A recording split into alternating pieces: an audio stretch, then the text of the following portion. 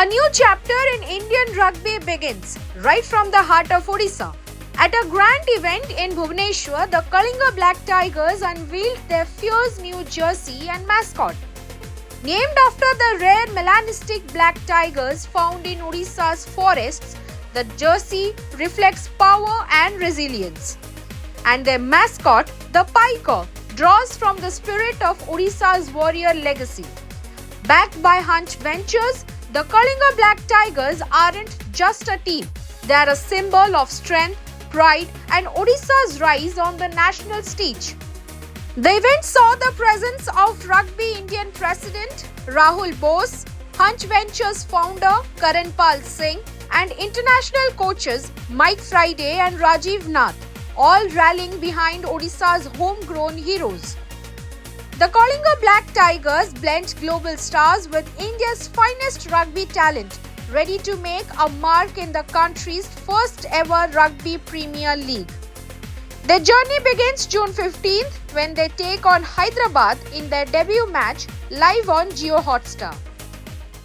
Odisha is the only place in the world that's indigenous to the melanistic black tiger, which is only found in the Simlipal region. There are literally maybe 10 tigers, 15 tigers left in the wild, and only in India, only in the world, the only place you can find it is in Odisha. So we wanted to name it after the black tiger. Black tiger also symbolizes strength, agility, power, and this game is about all those aspects. And so we thought it would be appropriate. Paika and Naiko means, Paika is the Kalinga warrior, right? The Kalinga warriors were called Paika. And we are out there to fight. It's Orissa, it's not Delhi, Bombay, Bangalore, but we are here to fight, and hopefully we'll give them a serious fight. First of all, it's a great honor to work with Coach Mike Friday. He's legend. He's legend. Right now, what is happening? We are trying to cope up with his way of training because it's the first time they all are arrived in Bhubaneswar and they all are being a part of Indian players. So, being a Odia language barrier bit difficult to understand their accents and all, but still being a rugby player we understand exactly what they wanted to pass the message to all the players. So yeah, it's being good now. I think the Indians in general are very passionate. So I think if there's a really good product that brings in the local talent, like we're doing now for the first year, it really helps to attract new eyes because there's a connection that the people that are watching can believe that can be them also on the screen as well. But then in terms of growing the game, Rugby Sevens, like you spoke to Mike earlier, is different than the game that you usually see on TV, the 15s game. So we're playing 7v7, and the games that we're playing here are 16 minutes long. The normal game is 15 versus 15, and it's 80 minutes long, almost like a soccer match. But the difference being is that there's a small number of nations in the 15s game that play rugby to the highest level. New Zealand, Australia, South Africa, in the Southern Hemisphere like that, Argentina, Ireland, England, Scotland, Wales, France, Italy. And then you start going down the rankings, but it drops off very, very quickly in the 15s game. The game of sevens has managed to grow in all of the other nations around the world that you wouldn't expect rugby to be played in.